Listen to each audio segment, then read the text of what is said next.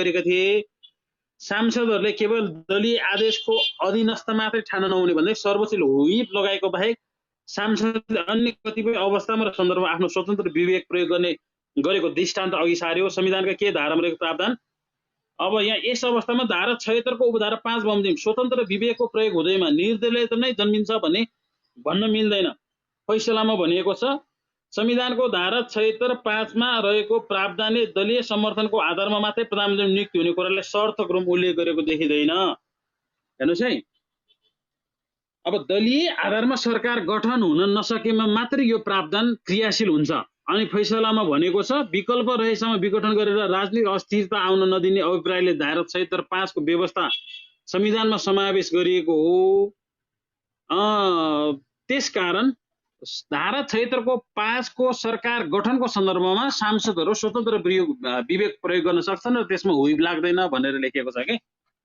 अब भन्नुहोस् त्यहीँनिर मत दिने भनेको कस्तो भने जस्तो त्यहाँ के पनि लेखिदिएको छ भने यो केपी ओलीले लिएको हस्ताक्षरमा चाहिँ केपी ओली, महन्त ठाकुर र राजेन्द्र महतो तीनजनाको मात्र हस्ताक्षर छ, तीनजनाको मात्र मत छ भन्यो क्या त्यहाँ।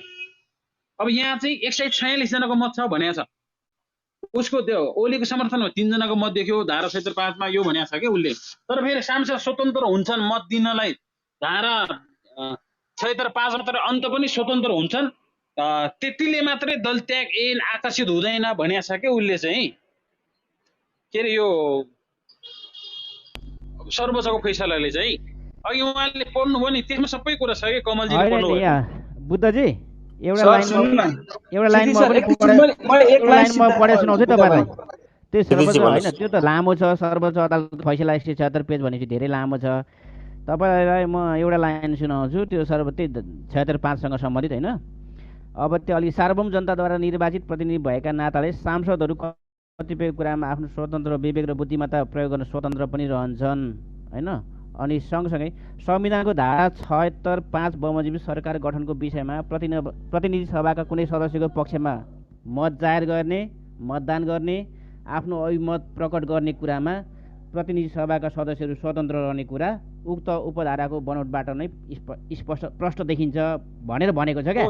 अनि त्यस पछाडि के भनेको छ भने यो एउटा भूमिका भयो के। त्यस पछाडि संविधानको धारा 76 5 बमोजिम प्रधानमन्त्रीको नियुक्ति गर्ने कुरामा प्रतिनिधि सभाको सदस्यले खेल्ने भूमिका सङ्कुचित हुने गरी दलीय व्हिप लगाउन मिल्दैन भनेपछि यो सबै कुरालाई हामीले एकमुष्ट रूपमा चाहिँ विश्लेषण गरे पनि हुन्छ कि। क्षितिज सर म एक लाइन मात्रै बोले है। 76 5 मा नियुक्तिको कुरा छ सर, त्यहाँ 76 6 अनुसार व्हिप लाग्दैन भनेर त भनेन नि त सर। 76 6 मा बल्ल विश्वासको मतको कुरा छ। 76 6 त कहीँ पनि मेन्सनै गरेको छैन नि सर। त्यो पनि त हो नि। सर्वोच्चको तिगडम जस्तो मात्रै लाग्यो मलाई चाहिँ। बरु हाम्रो कर्णेल सरले भने जस्तो हो कि क्षितिज सर यो 76 5 को प्रसंग हो कि 76 6 मा छ बल्ल विश्वासको मतको कुरा त। विश्वासको मत दिने 76 6 मा गएर हो कि। 76 6 को कुरा त कहीँ पनि गरेको छैन। त्यही भएर मैले यसरी बुझेको है। हिजो धेरै न्युजमा आयो विश्वासको मतका लागि पनि व्हिप नलाग्ने भनेर धेरैमा आयो। तर मैले यसो हेर्दाखेरि मैले त्यसरी बुझेको, मैले चाहिँ त्यसरी बुझेँ।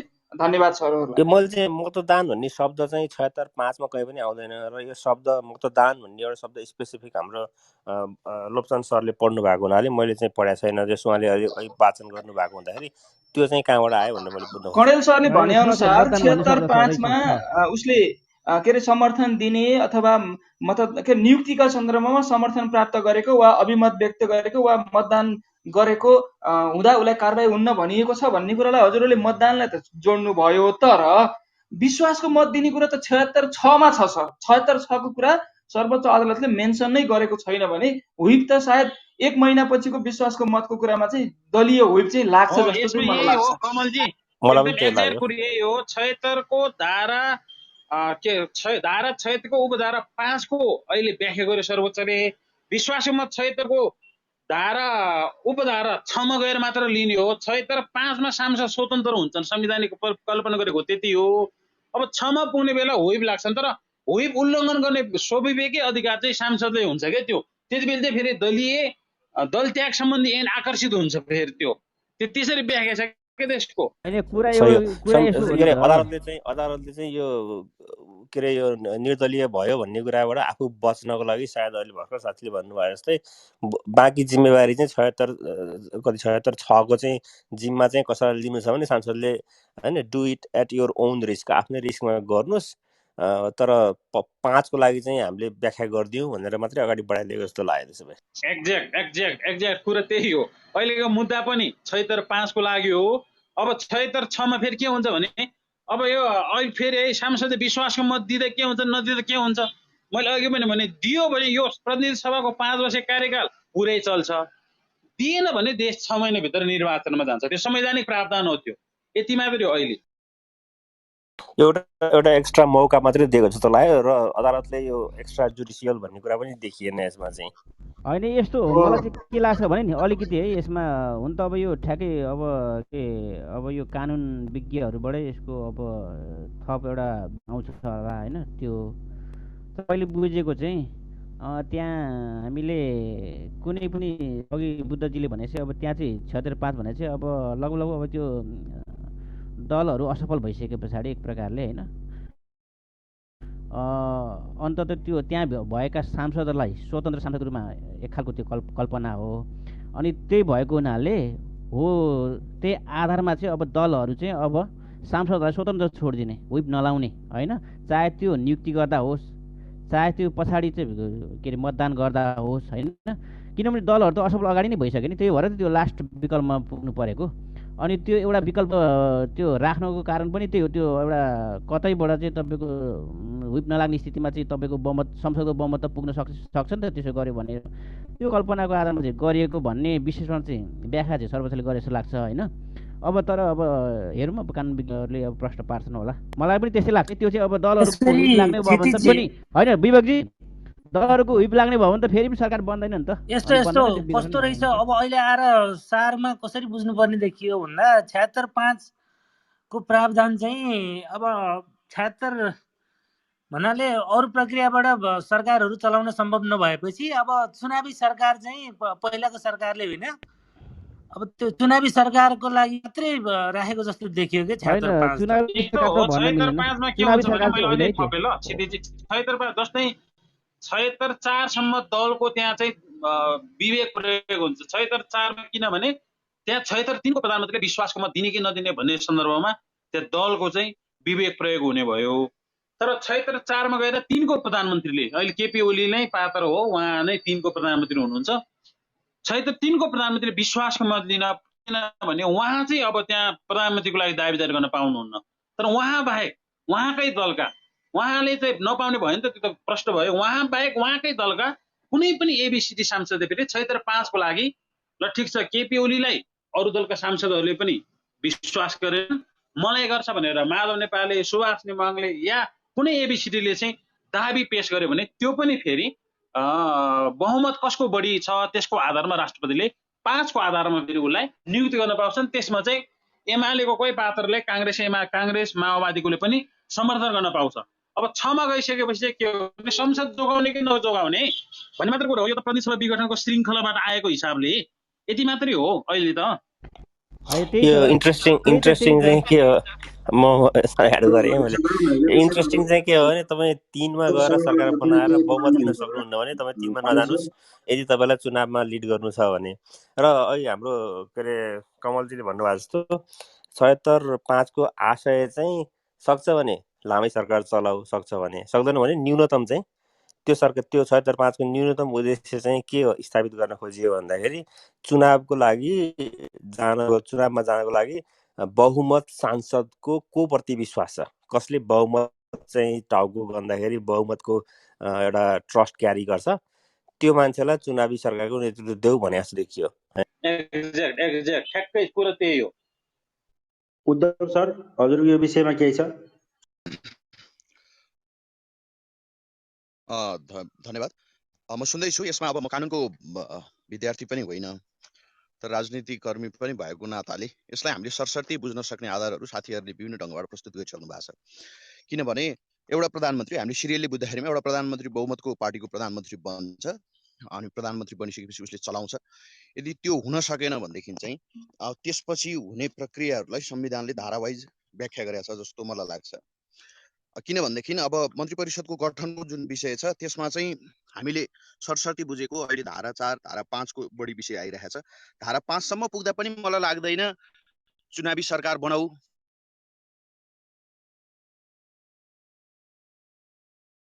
भनेर उसले भनेको हो भन्ने मलाई लाग्दैन। किनभनेदेखि त्यो बेलासम्म सेकेन्ड पर्सन चाहिँ उसले विश्वासको आधार दिनुपर्छ भन्ने कुरा छ। अनि अघिल्लो पटक विश्वासको मत नलिएको कारणले केपी ओली त्यसका निम्ति योग्य भएनन् र उनले चाहिँ पछाडि शेरबहादुर देउवाले चाहिँ हाम्रो चाहिँ उपधारा 5 अनुसार चाहिँ उसले आफ्नो चाहिँ के भन्छ आधार प्रस्तुत गरे। त्यस अनुसार उनी प्रधानमन्त्री हुँदैछन्, उनी प्रधानमन्त्री हुन्छन् र त्यसपछि फेरि उनले पनि विश्वासको मत लिन पर्छ। विश्वासको मत लिने बेला के हुन्छ भन्ने ढङ्गबाट चाहिँ भोलिका दिनमा त्यो विश्वासको मत लिने अवस्थासम्म पुग्दै गर्दा राजनीति कसरी ध्रुवीकृत हुन्छ, राजनीतिक पार्टीहरूले कसरी निर्णय गर्छन् भन्ने कुराले यो चाहिँ राजनीतिक कोर्स कसरी अगाडि बढ्छ भन्ने मलाई लाग्छ। यसको चाहिँ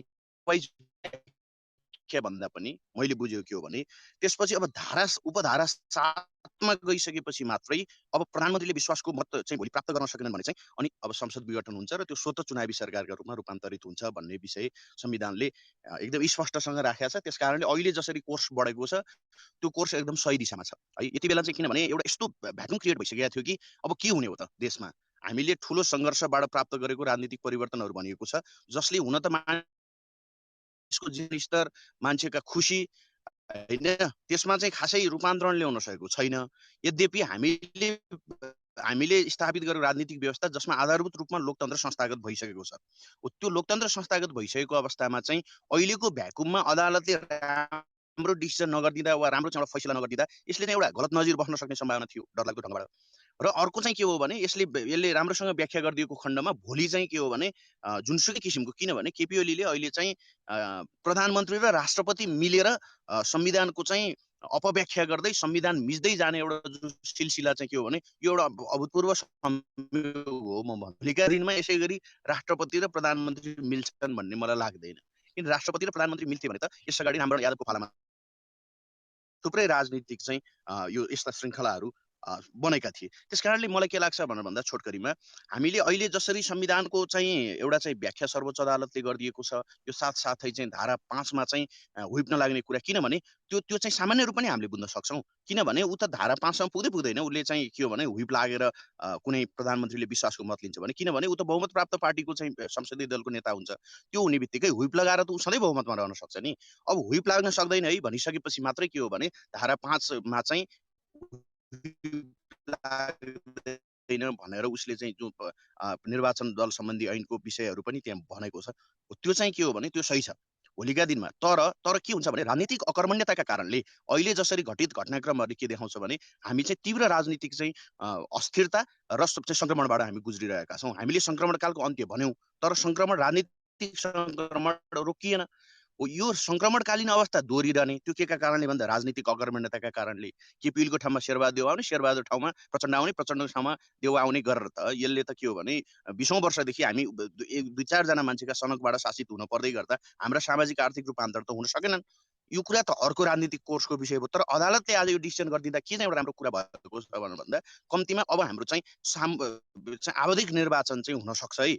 भोलिका दिनमा अदालतले चाहिँ हाम्रो संविधानको चाहिँ अत्यन्त उत्कृष्ट ढङ्गबाट अगाडि बढेर नजिरहरू स्थापित गर्ने गरी विश्वका परिवेशहरूलाई, विश्वका घटनाक्रमहरूलाई त्यहाँनिर चाहिँ उसले चाहिँ आधार मान्दै पनि एउटा चाहिँ जुन एउटा चाहिँ तपाईँको एउटा भनौँ न अहिले सर्वोच्च अदालतले एउटा नजिर चाहिँ तपाईँको स्थापित गरिदिएको छ। यसले भोलिका दिनमा चाहिँ न्यायपालिका, कार्यपालिका र व्यवस्थापिका चाहिँ आफ्नो अब के भने मन्त्री परिषदको वा कार्यपालिकाको अधीनस्थ व्यवस्थापिका त्यो चिज पनि आज सर्वोच्चले व्याख्या गरेको छ कि, किनभने यो त केपी ओलीले आफ्नो सनक अनुसार चाहिँ प्रतिनिधि सभाको व्याख्या गरिरहेको थिए तर अदालतले प्रतिनिधि सभा यो हो भनेर त भनिदियो नि त। त्यसकारणले यस्ता चाहिँ आधारभूत कुराहरू शक्ति पृथकीकरणलाई भोलि संस्थागत गर्ने विषयमा चाहिँ आज जुन 167 पृष्ठ सर्वोच्चको फैसला आएको छ यसलाई चाहिँ म एउटा ठुलो ऐतिहासिक निर्णय मान्छु। किनभनेदेखि यसले भोलि लङ टर्मसम्म चाहिँ हाम्रो लोकतन्त्रमा शक्ति पृथकीकरण, एउटा चाहिँ कार्यपालिका प्रमुखको चाहिँ तपाईँको उसको चाहिँ निरङ्कुशता रोक्ने होइन, राष्ट्रपतिको निरङ्कुशता रोक्ने, राष्ट्रपति पनि संविधानमाथि हुँदैन भन्ने कुरा, त्यसको न्यायिक निरूपण हुनुपर्छ भन्ने कुरा पनि स्थापित गरिदिएको छ भने यो धेरै ठुलो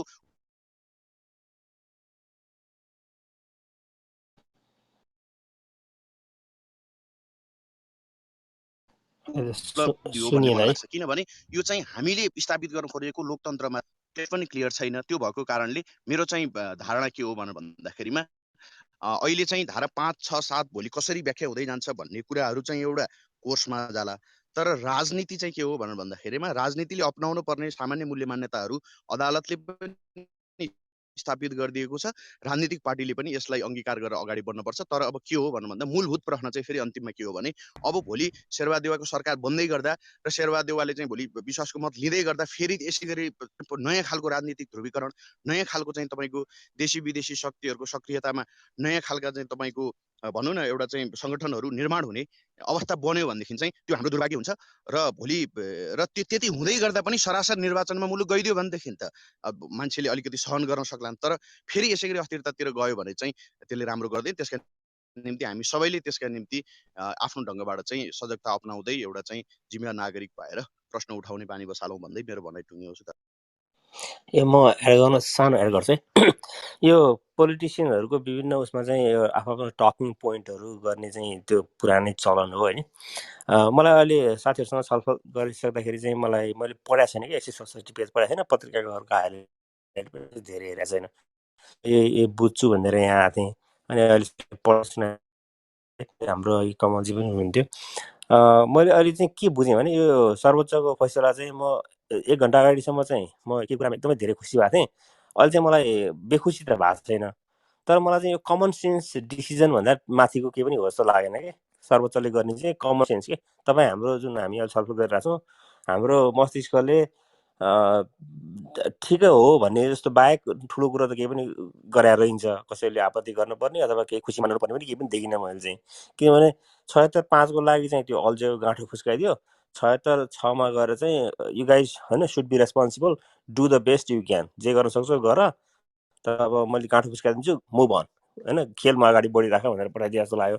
अनि यो 76-6 र 7 को कुराहरूमा चाहिँ मेरो अब यहाँ दुईवटा कुरा प्रस्तुत गर्छु म। एउटा चाहिँ त सम्भावना के छ भने फेरि पोलिटिकल नयाँ कुराहरू सुरु हुनसक्छ।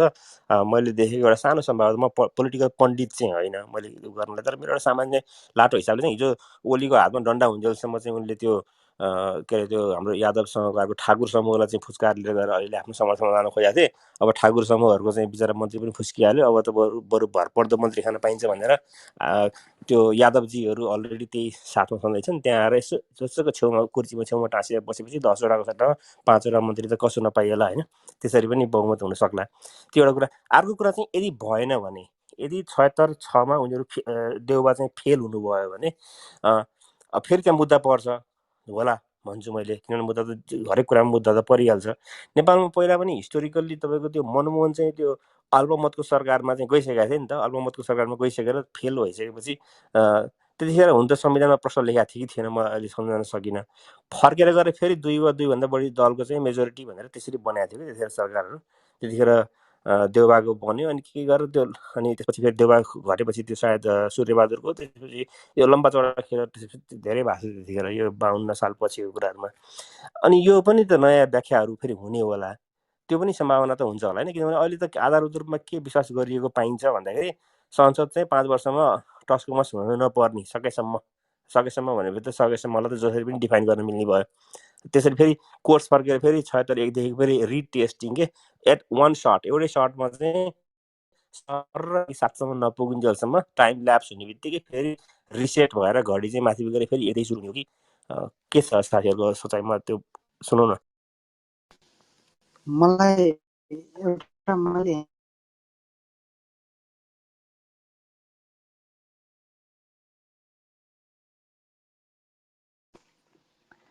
जस्तै मलाई इन्ट्रेस्टिङ पार्ट चाहिँ जस्तै हाम्रो केपी ओलीले अध्यादेश ल्याएर जुन त्यो 40% हटाउने प्रावधान ल्याउन खोजेका थिए, अब त शेरबहादुर देउबासँग नि त्यो अप्सन छ।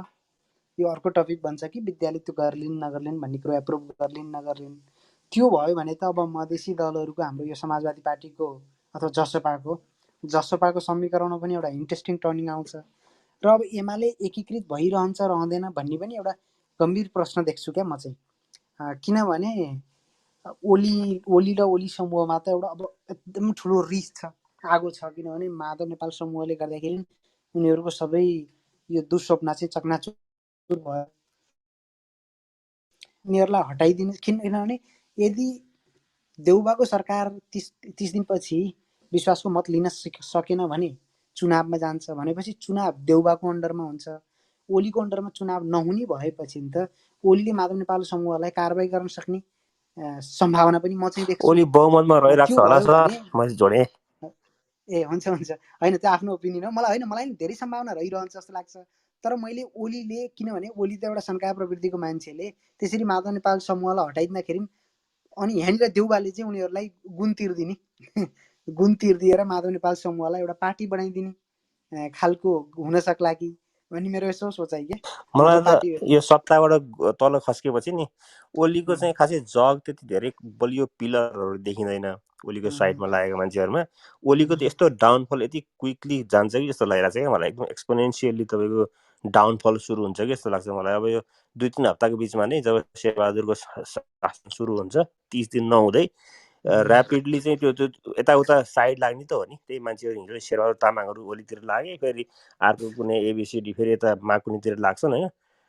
यसरी पनि क्वेसन चेन्ज हुन्छ कि जस्तो लाग्छ मलाई त। ओलीको त अब त यतिखेर चाहिँ तत्काल चाहिँ ठुलो झापड खाएर एउटा फर्केको हिसाबले ओलीको चाहिँ यतिखेर चाहिँ गाह्रो छ साख जोगाउन जस्तो लाग्छ मलाई। त्यही त। अनि अर्को कुरो अहिले मैले भने जस्तो यदि पार्टी फुटाउन खोज्यो भने देउबाले अध्यादेशबाट माधव नेपालहरूलाई बचाइदिए भने ओलीको त सधैँको लागि सपना नै सकिन्छ। एज अ होल एमाले माथि आउने भन्ने कुरा त लगभग समाप्तै भएर जान्छ। त्यही भएर त्यो त नहोला। तै पनि यो फेरि यो एमालेहरूको चाहिँ एउटा यो मार्केटिङ पोइन्ट अथवा एउटा विश्वास के रहेको छ भने सूर्य चिन्हमा मात्रै छ क्या सबै कुराहरू। अनि यो सूर्य चिन्ह हामीले चाँडै नै बिर्साउन खोजिन्छ अथवा चाँडै नै बिर्सेका हुन्छौँ। त्यही संविधान सभाको पहिलो चुनावमा चाहिँ पत्ता साफ भएको होइन र सूर्य चिन्ह, त्यही 22-25 सिट 20-30 सिटमा झरेको हो नि त। माओवादीले चाहिँ 240 मा 120 प्लस सिट ल्याउँदाखेरि ऊ चाहिँ 20-25 सिट 30 सिट कतिमा झरेको हो नि त। सूर्य चिन्हले जित्छ भन्ने चाहिँ त्यो एउटा भ्रम चाहिँ बेचिराख्न खोजिन्छ। अनि त्यस कारणले अब ओलीलाई त्यो माकुनीलाई पार्टी फुटाएर जाने आँट पनि छैन फेरि त्यो एमालेहरूमा। त्यो पनि एउटा त्यो मनोविज्ञान छ जस्तो लाग्छ त्यो चाहिँ। त्यसमा मैले अलि अगाडि मैले एउटा व्यक्तिगत त्यसमा पनि एनालाइसिस के गरेको थिएँ भने तपाईँको यदि माधव नेपाल समूहले हिजोको भन्दा आजको हिजो मतलब यस्टरडे भन्दा टुडे चाहिँ पार्टी फुट्ने सम्भावना मैले अलि धेरै देखेँ क्या। हिजो जुन थियो त्यो भयो भने अर्को समीकरण कस्तो बन्न सक्ला भने जस्तै माधव नेपाल यता प्रचण्डले हाम्रो यो जमर कटेलसँग एकीकरण गर्ने, जमर कटेललाई अब जस्तै हाम्रो यो अर्को राजकुमार कि रामकुमार भन्नेले जसपा खारेज गर्नुपर्छ भने नि त उनलाई पनि त्यसरी नै गोटी बनाइएको थियो। त्यो छाताको चुनाव चिन्हको त्यो रहेछ, मलाई त त्यति धेरै थाहा पनि थिएन। त्यसरी नै हाम्रो जमर कटेललाई प्रचण्डले लिएर आउने र माओवादीको अन्डरमा त मैले माधव नेपालहरू जाने सम्भावना चाहिँ कहिले पनि देख्दिनँ। माओवादी आफैमा अलिकति कलङ्कित नाम जस्तो पनि भएको छ। त्यो हुँदाखेरि जमर कटेललाई ल्याएर प्रचण्डले पार्टीको नाम नेकपा राख्ने, जमर कटेललाई एउटा सुहाउँदो स्थान दिने, त्यसपछि माधव नेपाललाई अलग्गै पार्टी गराउने गरेर अध्यादेश ल्याइदिएपछि त माधव नेपाल एउटा पार्टीको नामले मर्ज भएर आउने प्रचण्डहरूसँग र त्यो चाहिँ नेकपा बन्ने भयो र त्यो एउटा पार्टीले तपाईँको चुनावी प्रिपोल या पोस्ट पोल अलायन्स गरेर त्यो बेलाको अहिलेको समाजवादी पार्टी नै भन्ला, त्यो पनि फुट्ने भएपछि त्यो एउटा बृहत रूपमा त्यो खाले एउटा समीकरण बन्ने र ओलीले यता महन्त ठाकुरसँग कुनै पनि हिसाबले कार्यगत अथवा साँच्चीकै गठबन्धन गरेर के भन्छ एकता गरेर पार्टी बन्ने र काङ्ग्रेस चाहिँ एक्लै गरेर 3टा मेजर फोर्स हुने सम्भावना पनि मैले यसो सोचेको। यो जनक सरले भन्नुभएको जस्तो अलिकति सम्भव नहोला। ऋषि कट्याल होइन, मलाई चाहिँ के लाग्छ भने अहिलेको सिनेरियोमा चाहिँ नि जब माधव नेपाललाई बलियो बनाउनलाई भोलिको त्यो पार्टी एकीकरण गर्ने माओवादी प्रचण्ड र एमालेको माकुनेको चाहिँ अहिलेको चाहिँ यसो छुट देखेकोलाई चाहिँ मैले खासै छुट्टेको माने हो कि जस्तो लाग्दैन। एउटा पोलिटिक्सको ग्रान्ड डिजाइन भित्र के सोचिरहेको छु मैले भने माकुने उता गए जस्तो गर्ने, अनि त्यसपछि अब भोलि चाहिँ प्रचण्डले पनि शेरबहादुरलाई पनि छोडेर सपोर्ट माकुनेको नाममा गर्ने ब्रिङ अप गरेको इस्यु के भने अहिलेको कुरा चाहिँ यो 76 मा फेलियर भयो भने फेरि फर्केर 76 1 देखि सुरु हुन्छ कि हुँदैन त्यहाँबाट गरेको के अरे शेरबहादुरलाई पनि फेल हुने। अनि के अरे पार्टीमा चाहिँ एमालेमा चाहिँ तर लट्ठी हात कसको हात भन्ने कुरामा भर पर्छ क्या। प्रधानमन्त्री को बन्छ भन्ने भइसकेपछि ओलीहरू यसै पनि ओली अहिले झापड खाएर चाहिँ फर्किरहेको बेलामा यसो हुन्छ उनको पनि थोरै केही भोटले मात्रै केही सङ्ख्याले भन्छन् नि त माकुने धेरै धेरै कम पनि छैन त्यहाँ। अनि जब सत्ताको साँचोको नजिक पुग्छ भने थाहा पाएपछि फेरि त्यहाँ मान्छेहरूको यताको मान्छे उता सर्न धेरै बेर लाग्दैन होइन। अनि त्यसरी चाहिँ त्यो माकुनेको प्रभावमा प्रचण्डको गेम चाहिँ एकदमै धेरै गेम खेलिरहेको हुन्छ क्या। उसले ठाउँ पाउने बित्तिकै धेरै गेमहरू खेलिरहेको देखिन्छ। त्यो शेरबहादुरलाई प्रधानमन्त्री बनाउने होस्, ओलीलाई बनाउने होस्, झलनाथलाई बनाउने होस्, माधव नेपाल एभ्री सिङ्गल इस्युमा देखिन्छ उसको गेम चाहिँ। ऊ आफै भएको चाहिँ देखिँदैन, तर अरूलाई खेल्नेमा चाहिँ उसले उसको सेकेन्ड चोइस होला। त्यो फर्स्ट चोइस आफै हुने थियो, फर्स्ट चोइस कहिले पनि काम गरेको छैन, तर सेकेन्ड चोइस चाहिँ उसले एकदम सक्सेसफुली खेलिरहेको छ। त्यस कारण अहिले माधव नेपालको पनि आफ्नो स्ट्रेन्थ, आफ्नो मात्रै स्ट्रेन्थ केही पनि हुन सकेन, यत्रो ओभर द इयर्स केही पनि हुन सकेन। देखेँ उसले 7 वर्षदेखि केही गर्न सकेन। अनि ऊ प्रचण्डको बुई चढेर जुन नेकपा फुटेको पनि त्यही भएर हो नि त। उसले मात्रै दोस्नु मिल्दैन कि माकुने र के अरे प्रचण्ड एक साथमा लागे। अनि त्यसपछि त्यो ओली फेरि त्यो हट आफ्नो नछोड्ने मान्छे भएको मलाई अलि देखेको चाहिँ सिनेरियो चाहिँ त्यो त्यसरी त्यो डिरेक्सनमा फ्लो गराउने कि नेपाललाई हो भने समर्थन हुन्छ। त्यो 75-5बाट एकमा आउने त त्यस्तो सम्भावना अब अर्को चुनाव नहुँदासम्म त्यो चाहिँ हुँदैन होला संविधानबाट जस्तो लाग्छ मलाई। किनभने त्यो चाहिँ व्याख्या गर्ने अदालतले हो होइन। भोलि कुरा उठ्दै जाँदाखेरि त्यो अनुसारको न्यारेटिभहरू डेभलप गराउँदै गइन्छ। त्यो अनुसारको प्रिभियस एक्सपिरियन्सहरू, पास्ट एक्सपिरियन्स, अहिले हाम्रो लोप्चन सरले भन्नुभयो थियो श्रीलङ्काको कहाँ कहाँको लिएर आएको छ भनेर, यस्ता कुराहरू त लिएर आउने कुरा हो कि। अनि त्यो हो कि जस्तो लाग्छ मेरो चाहिँ एउटा खालि एउटा ऱ्यान्डम। त्यसरी यदि धारा त्यसरी गइदिएन, पहिलाको जस्तो रिपिट भइदिएन भने र यदि देउबाको अन्डरमा चुनाव हुने भयो भने एमालेमा भाँडभैलो हुने सम्भावना चाहिँ अर्को के पनि कारणले छ भने जब चुनाव हुन्छ त्यसपछि फेरि हालिमुहालीको हुन्छ, त्यहाँको महाधिवेशन सम्भावना चाहिँ त्यो भएपछि हालिमुहाली ओलीको भएपछि त धेरै ठुलो तिक्तता आउँछ। त्यो कारणले पनि त्यो चाहिँ हो सर। फेरि एट द सेम टाइम मैले के पनि सम्भावना देखेँ भने यो यदि देउबाको नेतृत्वमा भयो नै भए पनि त्यो भने पनि ओलीहरू कुनै पनि विश्वास पाएन कि मलाई चाहिँ त्यो लाग्छ है। सम्भावना एकदमै टाढा लाग्छ। They are not trustworthy. त्यो तिनीहरू मान्छेहरू किनभने पहिला पनि दे सरप्राइज एभ्रीबडी, सबैलाई अचम्म तुलाएर त्यो किनभने ओली र प्रचण्ड भनेको त प्रचण्डले चाहिँ यो बनाएको चाहिँ यो कति 28-30वटा पार्टीको गुट थियो नि यो संविधान सभाको दोस्रो संविधान सभामा जब ऊ सानो भयो त्यतिखेर उसले चाहिँ ओलीलाई चाहिँ मानसिक सन्तुलन ठिक नभएको हुनाले यताउता टाइपको कुराहरू पनि सार्वजनिक विज्ञप्ति गराएको थियो कि ओलीलाई। त्यस्तो कुराहरू त्यो भनेको त पर्सनल एट्याक, त्यस्तो कुराहरू त त्यस्तो हु थट टुगेदर। अनि त्यस्तो कुरा मैले चाहिँ एउटा कुरा चाहिँ पहिला नदेखेको कुरा तिनीहरूले त्यो चकमा दिएको हुनाले अब चाहिँ म त्यसको लागि पनि तयार भएर चौकन्ना भएर चाहिँ हेर्नुपर्छ जस्तो चाहिँ मलाई लागेको क्या। त्यो चाहिँ मैले पनि यो सबै घटनाक्रम घटिरहँदा आज एउटा कुरो चाहिँ के सोच्दै थिएँ, काङ्ग्रेसको तर्फबाट रामचन्द्र पौडेल चाहिँ यो अदालत को निर्णयहरू पनि र अहिले जुन केपी ओलीले लिनुभएको निर्णयलाई एकदमै उहाँले विरोध गरिरहनु भएको थियो। अब यसो तात्विक अर्थमा हामीले हेर्ने हो भनेदेखि उहाँलाई त केही फाइदा छैन, उहाँ प्रधानमन्त्री बन्न सक्ने चान्स पनि छैन, उहाँ त संसद नै हुनुहुन्न। अनि उहाँलाई त सकेसम्म छिटो चुनाव भएको नै राम्रो हो नि त। तैपनि उहाँले एउटा निष्ठा चाहिँ देखाउनु, यो शीर्ष नेताहरूमध्ये उहाँले एक किसिमको प्रजातन्त्रप्रतिको निष्ठा चाहिँ देखाउनु भयो। गलत कुरालाई गलत भन्नुभयो, राम्रो कुरालाई राम्रो भन्नुभयो। अनि उहाँलाई त पार्टी सभापति अब शेरबहादुरजी फेरि प्रधानमन्त्री भइसकेपछि उहाँको पार्टी सभापति बन्न सक्ने चान्स पनि अझ अलिकति कम भएर जान्छ। भनेपछि त अलिकति उहाँ चाहिँ अलिक बढी निष्ठावान नेता जस्तो मलाई लाग्यो क्या। पदप्रतिको लोभ अलिक कम भएको हुन त 17 पटक हारेको हामी सबैलाई याद छ। त्यसले चाहिँ उहाँलाई अब प्रधानमन्त्रीको एकदमै लोभी जस्तो त्यति बेलादेखि त देखियो। तथापि अहिलेको सिचुएसनमा आएपछि चाहिँ उहाँ अरू नेताहरूभन्दा अलिकति फरक हुनुहुँदो रहेछ। पदको लोभ चाहिँ त्यति धेरै गर्नु हुँदो रहेछ, प्रजातन्त्रप्रति बढी निष्ठावान हुनुहुँदो रहेछ भन्ने जस्तो चाहिँ मलाई लाग्यो। हजुरहरूको कस्तो छ विचार त्यो बारेमा? यो पदको लोभ गर्नुलाई चाहिँ मैले चाहिँ अन्यथा लिन्न है। राजनीतिमा गर्नेहरू कसैले कसैले हिलो छ्याप्नलाई चाहिँ प्रयोग गर्छन् लोभ गर्यो भनेर, तर मैले चाहिँ त्यसलाई कति पनि अन्यथा रूपमा लिन्न।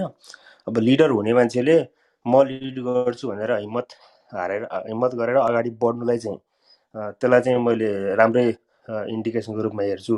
बरु सधैँ अर्कालाई बनाउँछु भनेर पछि लागेकोमा चाहिँ मैले रामचन्द्रजीको चाहिँ एउटा डिमेरिट दिन्छु, तर आफै बन्छु भनेर त्यो 17चोटि 18चोटि जति आए पनि त्यो चाहिँ बरु त्यो चाहिँ ब्याड होइन।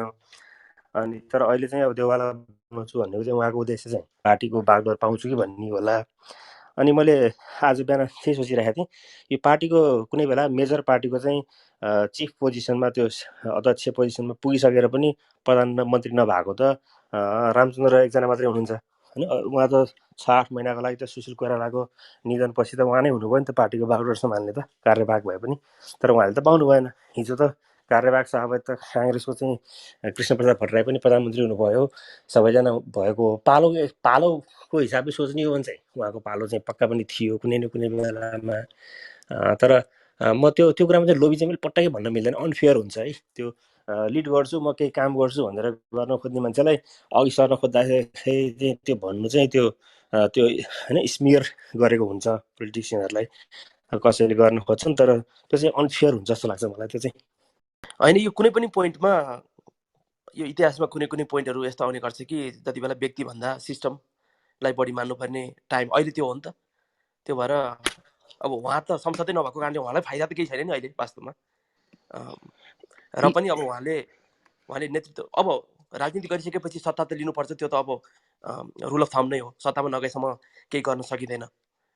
र पनि उहाँले जस अलिकति हिम्मत चाहिँ देखाउनै भएको हो जस्तो उहाँ चाहिँ एउटा सेन्ट्रल स्टेज पनि पाइने, अनि त्यो आधारमा त्यो कुरालाई लबिङ गरेर पार्टीको लिडरसिप मा पनि हत्याउन सकिन्छ कि भन्ने एउटा अन्तिम प्रयास होला। म उहाँको समर्थक चाहिँ होइन वास्तवमा।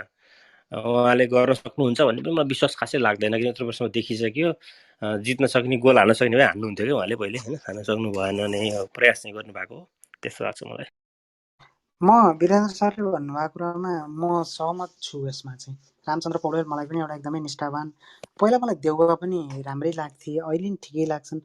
तर देउबाले चाहिँ पहिलोपटक विघटन हुँदाखेरि उनले खुट्टा कमा देखेर त्यो बेलामा तिनले खुट्टा कमाएर उस्तै गरी ओलीको समर्थन गर्ने अथवा संवैधानिक नियुक्तिमा भागबन्डा खोजेर उनी मौन रहे, जुन त्यहाँनिर चाहिँ उनले त्यो कपट गरेकी हुन्। अवेदा माधवमा खुनेर प्रचण्डहरू मिलेर काँध थाप्न जाँदा नि उनले नमान्ने ती गरेका हुन्। तर रामचन्द्र पौडेलको चाहिँ म सहमत छु त्यसमा। तिनले धेरै नै माथि उठेर नै होला, व्यक्तिगत स्वार्थ त अघि हाम्रो चिसरले भन्नुभएको जस्तो सबैको आफ्नो स्वार्थ लिएर हुने हुन्छन्, चाहे उसले पार्टीमा सभापति बन्ने होस् अथवा अरू सेन्ट्रल स्टेजमा आएर इमेज बनाउने होस्, त्यो होला।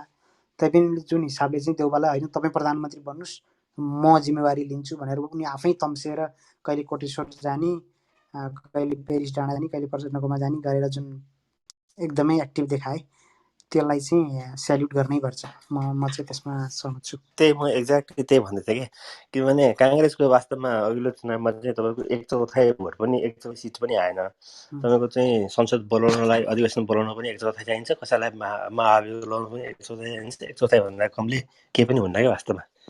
अनि प्रमुख प्रतिपक्ष भने पनि त्यो टेक्निकल्ली चाहिँ त्यो पावर केही पनि थिएन कि।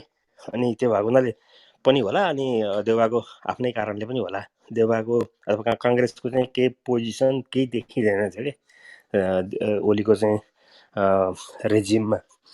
अनि जब यो मौका आयो त्यतिखेर चाहिँ रामचन्द्रको ठाउँमा चाहिँ रामचन्द्रजी आफू संसदमा हुनु थियो, आफू मन्त्री हुने पनि होइन, प्रधानमन्त्री हुने होइन। अनि त्यो देउबाले पनि चाहेर पनि विरोध गरेर पनि हुने हो होइन, थाहा छैन। त्यस कारण उहाँले चाहिँ के हुन्छ भने एउटा तुरुप फालिदिने कि देउबा हुन्छ भने होस्, ठिकै छ, केही ठुलो कुरो भएन। किनभने देउबालाई कसले बनायो त, किङ मेकर को हो त भन्दा त भोलि त रामचन्द्रको नाम आउँछ होइन। कसले बनायो त, किङ मेकर को हो भन्दा रामचन्द्रको नाम आउँछ।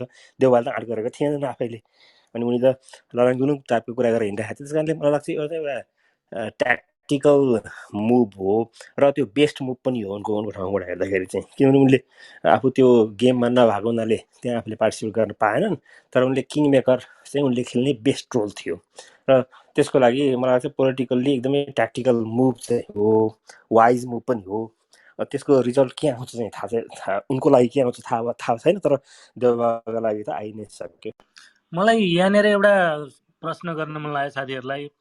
नेपालको राजनीतिमा एकजना यस्तो इन्ट्रेस्टिङ र अपर्चुनिस्ट पात्र छन् है, अब अस्ति अस्ति एक दुई दिन अगाडि मात्रै उनले चाहिँ ओलीकोमा गएर अब म यतै छु भनेर जाहेरी गरेका थिए वामदेव गौतम। अबको परिस्थितिमा वामदेव गौतम चाहिँ कता ढल्केलान्? अब कता पल्ला भाडी हुन्छ त्यतै जान्छन्, तिनको कामै त्यही देखिन्छ।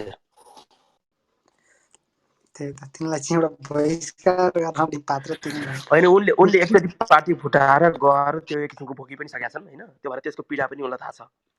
त्यो भएकोले अब हामीले त्यसलाई गलतै रूपमा पनि नलिउँ, किनकि त्यस्तो किसिमको अनुभव चाहिँ त्यो भोगेको मान्छेलाई मात्रै थाहा हुन्छ क्या। त्यो भएकोले त्यस्तो होइन, किनभने ती पातकीले के गरे भने अस्ति आएर ओलीसँग म त तपाईँसँग छु भने त्योभन्दा एक हप्ता अगाडि चाहिँ पार्टी फुट्यो भने म त माकुनेसँग जाने हो भनेर भनेको नि तिनै पातकीले हुन्। त्यो पार्टी फुट्ने डरले होइन। अब तिनले जहाँनिर त्यो परिस्थितिमा जता अघि हाम्रो गोकुल सरले भन्नुभएको जस्तो त्यो परिस्थितिमा जता चाहिँ तिनले आफ्नो मौका देख्छन्, आफूलाई स्वार्थ देख्छन्, त्यता ढल्किने त्यो त एकदमै जगजाहिरै भएको कुरा हो नि। अनि अहिलेसम्म नबोल्नुको कारण पनि अब खासै त्यो कता पल्ला भारी हुन्छ स्पष्ट नभएर हो कि जस्तो लाग्छ। त्यही त हामी मात्रै यहाँ बोलिरहौँ, तल कोही हुनुहुन्छ नि साथीहरू हात उठाउनुहोस् है, माथि आउनुहोस्। होइन, हाम्रो राम सर भर्खर केही बेर अगाडिबाट हामीलाई सुनिरहनु भएको छ। उहाँ पनि राजनीतिको बारेमा राम्रो नै दखल राख्नुहुन्छ। राम सर, हजुरको केही कुरा भए भन्नुहोस् न। तानौँ न साथीहरूलाई, तानौँ तलबाट माथि आफ्नो धारणा। मैले बोल्न मिल्छ केही कुरा? जरुर। किन नमिल्ने सर, यो ओलीको शासन होइन, यो त प्रजातन्त्र। मलाई चाहिँ के लागेको हो भने एउटा पुरानो भनाइ छ कि कुटुम्बको छोराछोरीलाई चाहिँ काँधमा बोक्यो भने हजुरआमालाई चाहिँ बाटोमा हिँड्दै गर्दा कुकुरलाई टोक टोक यो बुढीलाई भन्छ भन्ने एउटा चाहिँ अन्धविश्वास खालको पुरातनवादी उ थियो। अहिले वास्तवमा प्रचण्डले बोकेका थिए केपी ओलीलाई काँधमा, प्रधानमन्त्री बनाइदिएका कम्युनिस्टका प्रधानमन्त्री 64 भन्दा यता हेर्दा कम्युनिस्ट काङ्ग्रेस जम्मै चाहिँ प्रचण्डकै काँधमा चढेका थिए। अब प्रचण्डलाई नै लडाउने नियतले टाउकोमा हानेपछिको नतिजा हो यो। तर यसमा के देखिन्छ भने गोकर्ण विष्टको एउटा भनाइ, जो साँझको भनाइले चाहिँ अलिकति त्रसित के बनाउँछ भने अब 30 दिन पछाडि विश्वासको मत लिँदाखेरि कतै समस्या आउने सम्भावना चाहिँ हामी देख्छौँ। उनले के भनेका थिए भने हामीले यो केपी ओलीले गरेको संविधानमाथि गरेको गल्तीलाई सच्याउनका निम्ति शेरबहादुर देउवालाई सहयोग गरेका हौँ। अब त्यो सहयोग हामीले युगौँ गर्नुपर्छ भन्ने छैन भन्ने खालको कुरा गरेका थिए एउटा कुरा होइन। अब हुन त एउटा अचम्म कुरा चाहिँ के पनि छ भने अहिले दुवै अयोग्यहरूको ठ्याक्कै एउटा अयोग्य बहिर्गमन भएर अर्को अयोग्य चाहिँ इन हुँदाखेरि होइन, आउँदाखेरि सत्तामा आउँदाखेरि चाहिँ नेपाली जनताले प्राप्त गर्ने त केही पनि होइन, नेपाली जनताले प्राप्त गर्ने केही पनि होइन वास्तवमा। तर पनि एउटा चाहिँ के हो भने काङ्ग्रेसले कुनै किसिमको नयाँ एकदमै देशलाई नै अग्रगमनमा लाने खालको अहिलेसम्म ल्याएको कुनै पनि विचार अथवा व्यवहार कुनै पनि छैन। तर संविधानलाई चाहिँ घात गरिहाल्दैनन् देउवाले भन्ने कुरा एउटा चाहिँ आउँछ। त्यो सहज रूपमा चलाउन दिन्छन् भन्ने कुरा चाहिँ देखिन्छ। तर पनि 30 दिन पछाडि चाहिँ अलिकति एउटा जटिल अवस्था आउने सम्भावना देखिन्छ। यदि महन्त ठाकुरहरूले चाहिँ पदको लोभमा लागेर यतापट्टि आइदिए भने उनीहरूले केपी ओलीलाई अलिकति एउटा कहाँनिर दाग लगाउनु थियो भने यो नागरिकता विधेयकमा चाहिँ केपी ओलीकै हातबाट पास गराउने हिसाबले उनीहरूले प्रयास गरेका थिए, अदालतले खारेज गरिदियो। अब त्यति भए केपी ओलीलाई उनीहरूले एउटा आफूले धक्का लगाइयो भन्ने हिसाबले उनीहरू यता पदको लागि आउन पनि सक्छन्। नत्र भने चाहिँ अलिकति समस्या देखिन्छ त्यहाँनिर। अर्को पात्रलाई उभ्याएर एमाले नै सरकार चाहिँ बनाउने सम्भावना निकै देखिन्छ। त्यो अब अर्को पात्र भनेको सेकेन्ड दोस्रो दर्जा पनि हुनसक्छ अथवा माधव नेपाललाई नै बनाएर चुनावसम्म कम्तीमा हाम्रै पार्टीले चुनाव गरेछ भनेर माधव नेपाललाई पनि फकाउने सम्भावना छ। एमाले भनेको समयमा ठुला परिवर्तन हुने बेलामा बाधक भएको कुरा चाहिँ प्रचण्ड प्रधानमन्त्री भएका बेलामा सेनापति हटाउने बेलामा पनि एमाले नै बाधक भएको हो। अब यो संविधान संशोधनमा कतिवटा कुराहरूमा असन्तुष्टि राख्दै गर्दाखेरि पनि एमाले असन्तुष्ट राखेको कारणले गर्दाखेरि अब पनि एमाले नै बाधक हुने सम्भावना चाहिँ एउटा देखिन्छ। यो जटिल अलिकति गहन रूपमा, नत्र भने माधव नेपाल चाहिँ सानो भएर जाने, एउटा पक्ष चाहिँ छुटिएर जाने सम्भावना पनि देखिन्छ है। यो पनि एउटा देखिन्छ। शेरबहादुर प्रधानमन्त्री त भए हुन चाहिँ अब लगभग भए, किनकि आधिकारिक रूपमा कानुनी रूपमा उनी भइसके। बन्नु नबन्नु अथवा भोलि चाहिँ भरे चाहिँ कुनै किसिमको गद्दारी गर्नु त्यो भिन्दै कुरा हो, तर उनी प्रधानमन्त्री चाहिँ अदालतले नै घोषणा गरिदिइसकेपछि त्यो प्रधानमन्त्रीको पदमा चाहिँ उनी पुगेन जस्तो लाग्छ मलाई। हस्, धन्यवाद।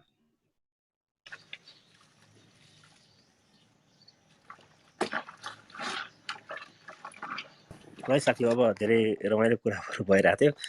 म चाहिँ छुट्टिनु पर्यो है त। म पछि फेरि तपाईँहरूसँग जोइन गर्छु नेक्स्ट टाइम। Thank you. हुन्छ गोकुल सर। म थोरै कुरा राख्छु है त। राखौँ सर, राखौँ। म कृष्ण पौडेल मकनदेहीबाट हो। मलाई खुसी लाग्यो तपाईँ सर र हेर्दाखेरि यो टपिक्समा चाहिँ केही सुन्न मन लाग्यो मलाई पनि। यो परिस्थिति अहिले जुन पोलिटिकल सिनारियो अहिले जुन देशमा चेन्ज भएको छ, यो बहुप्रतीक्षित सिनेरियो हो। यो यसमा मलाई के लाग्छ भने एउटा लोकतन्त्रको हवाला दिँदै, बहुदलीयताको हवाला दिँदै एउटा स्वेच्छाचारी एक व्यक्तिले मनै कानुन हो, मैले भने जे बोलो त्यो हुन्छ, सर्वोच्चले भनेर हुन्छ र यहाँ यो राजनीतिक निर्णयमा जे पनि गर्न पाइन्छ, राजनीतिक निर्णय भनेपछि जे पनि गर्न पाइन्छ भन्ने खालको कुरा। आज चाहिँ तपाईँको संसद विघटन गर्ने, भोलि नागरिकता विधेयक ल्याउने, त्यो चाहिँ जनताले हेरिरहेछन्। त्यो अवस्था किन यिनले नागरिकता विधेयक ल्याए त? 4 वर्ष अगाडि किन यिनले विरोध गरेका थिए? आज किन नागरिकता विधेयक ल्याए भन्ने कुरा त जनताले सूक्ष्म रूपमा हेरिरहेछन्। अलिकता पढे लेखेको मान्छेले, चेतना भएको मान्छेले, तर यिनले सबलाई बेकुफ बनाइरहे। त्यसपछि चाहिँ तपाईँको आफूले विश्वासको मत लिनका लागि अझै 20-22 दिन बाँकी थियो। उनले 5 दिनमा 7 दिनमा राष्ट्रपति कहाँ जानुपर्ने त्यो परिस्थिति किन सिर्जना भयो? त्यत्रो उदण्डता यिनले गर्दैछन्, त्यो पनि दुनियाँले बुझ्दै थिए। त्यसपछि एउटा सेरेमोनियल पनि यिनले फसाए। सेरेमोनियल राष्ट्रपति जुन सरकारले लगेको कुरा जस्ताको तस्तै पारित गर्न पर्ने भन्ने राष्ट्रपतिले नेपाल संविधानले कुनै हालतमा पनि उसले चाहिँ निर्क्युल गर्न, अयोग्य साबित गर्न दिएकै छैन। अनि तपाईँको सेरेमोनियल राष्ट्रपतिलाई चाहिँ नि अयोग्य भन्न यिनीहरूले लगाए। दुईटैलाई अयोग्य बनाइदिइसकेपछि मै हुन्छु भनेर यिनले बनाए। सत्ताको लागि जे गर्न पनि तयार भएको परिणति यो अवस्था हो कि अहिले। आफ्नो पार्टी मिलाउन नसक्ने, आफ्नो नेतालाई मिलाउन नसक्ने, आफ्ना कार्यकर्ता मिलाउन नसक्ने, आफ्नो पार्टीभित्रको चाहिँ नि कसैलाई पनि भाग नदिने, एउटालाई लगेर भित्तामा पुर्याउने, अनि आफू चाहिँ सर्वै सर्वर आफ्नो गुट आसे पासे लगायतकाहरूलाई जसरी नि च्याप्ने, उनले गल्ती गरे नि राम्रो देख्ने, यो गर्दै गर्दै गर्दै गर्दै आएको हुनाले यिनी आफू व्यक्तित्वमा ठिक हुँदा हुँदै पनि यिनको जुन सत्ताप्रतिको लिप्सा, स्वेच्छाचारिताले चाहिँ नि यिनलाई यति माथि अहङ्कारितामा पुर्यायो, जसको कारण आज यो अभिगत देख्न पर्यो।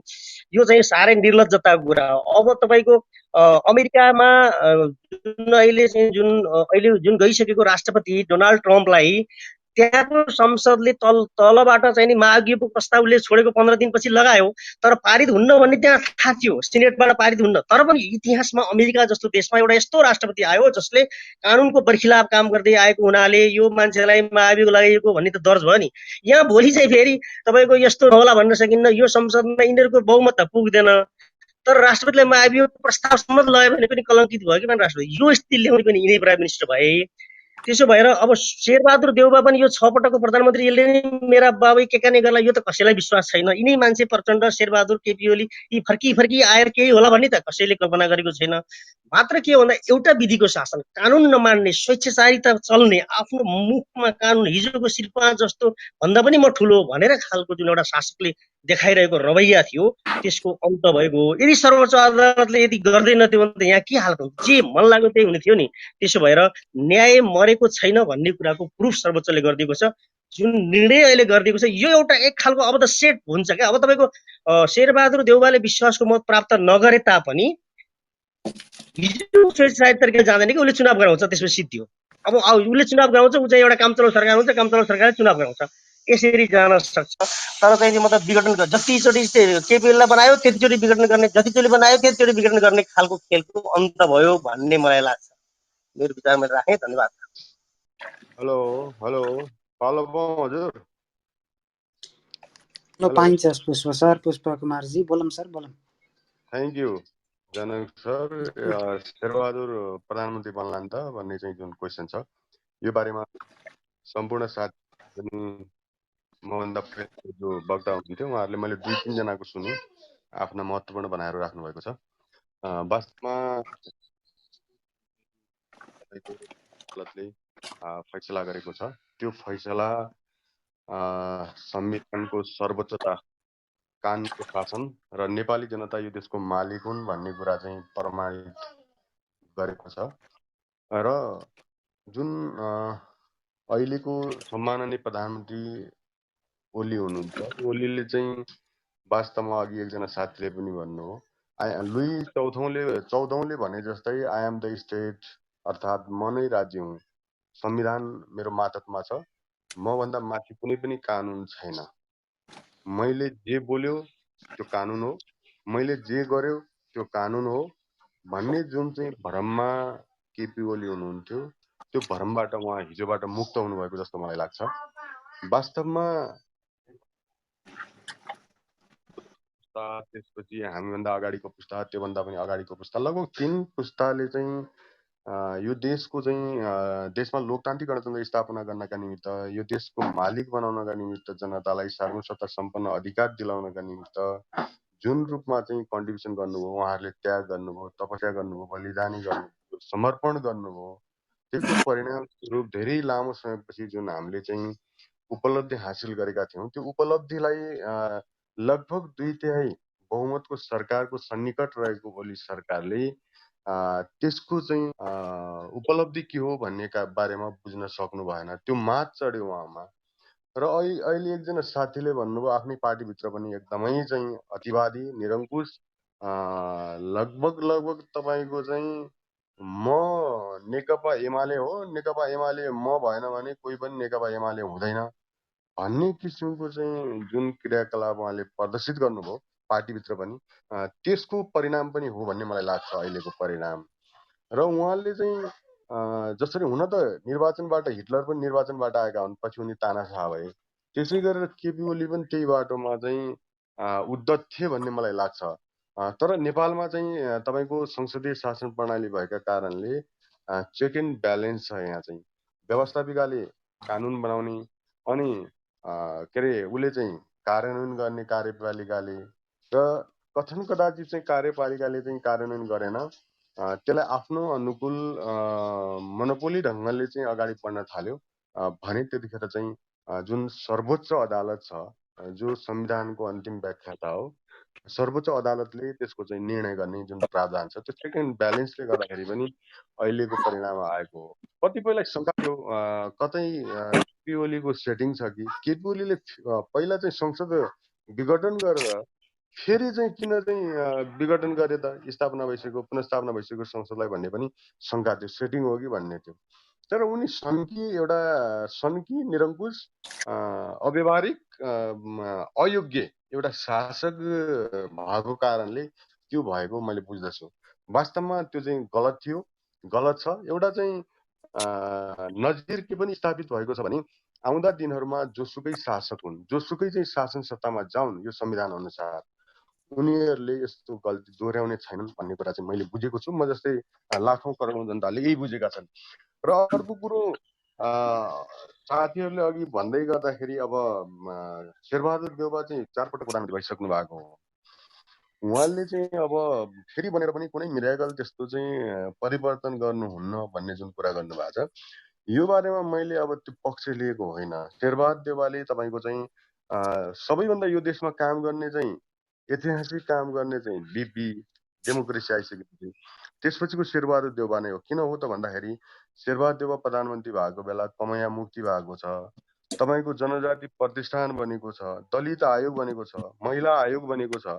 यस्ता चाहिँ अग्रगामी जुन निर्णयहरू भएका छन्, यसले गर्दाखेरि चाहिँ पिछडिएको जात वर्ग लिङ्ग उहाँहरूको चाहिँ समुचित सम्मान भएको जस्तो मलाई लाग्छ।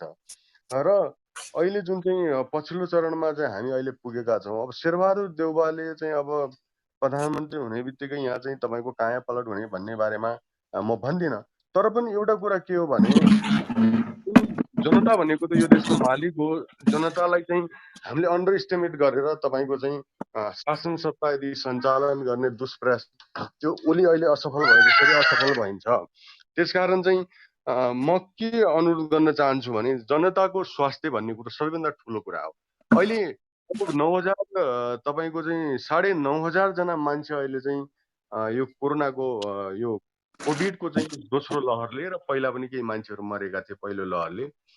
मरेको अवस्था छ अहिले पनि, कयौँ आइसियूमा छन् तपाईँको, कयौँ भेन्टिलेटरमा छन्, कोही जीवन र मरणको दोसाँधमा छन् तपाईँको चाहिँ त्यो औषधि उपचारै नपाएर अहिले गाउँ गाउँमा छन्।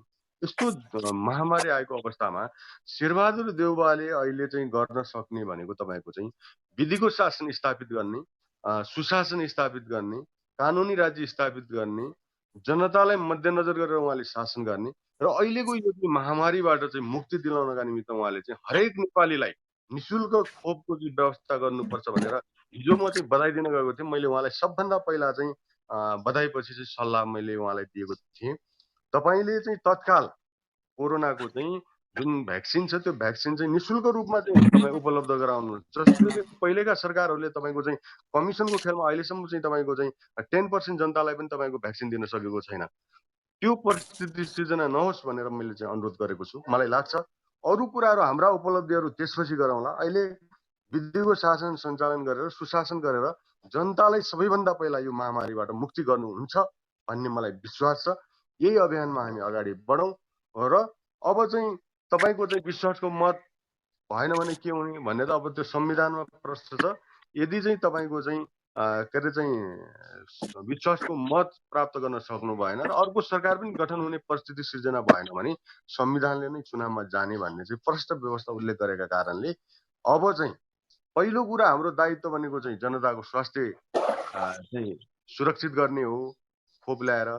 त्यसपछि चाहिँ अनि तपाईँको चाहिँ निर्वाचनमा गएर जनादेशबाट नयाँ नेतृत्व स्थापित गरेर चाहिँ सरकारलाई अगाडि बढ्ने हो र अनि विकासका पूर्वाधारहरूको तपाईँको चाहिँ निर्माण गरेर देशलाई समोन्नति र समृद्धिको बाटोमा अगाडि बढाउनुपर्छ भन्ने मेरो मान्यता हो। जुन अवसर प्रदान गर्नुभयो त्यसका निमित्त यहाँहरू मोडिटेटर सबै साथीहरूलाई चाहिँ हार्दिक धन्यवाद व्यक्त गर्न चाहन्छु।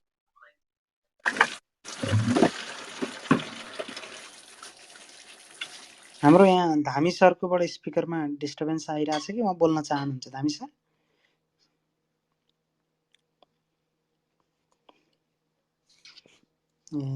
डिस्टर्ब आएछ अरे। त्यही त होइन, पुष्प सरले भन्नुभएको कुरा कति कुराहरूमा म सहमत पनि छु। जस्तै देउबाले गर्लान् नगर्लान् भन्ने कुरा भन्दा नि इन्ट्रेस्टिङ पाटो चाहिँ के भने हामीले हाम्रो प्राथमिकतालाई यसरी यिनीहरूले खेलिदिए, सबैले खास गरेर ओलीले यसरी खेलिदिए कि हामी 5 वर्ष 4 वर्ष पहिला 3 वर्ष पहिला अब राजनीतिक स्थायित्व भयो, अब चाहिँ विकास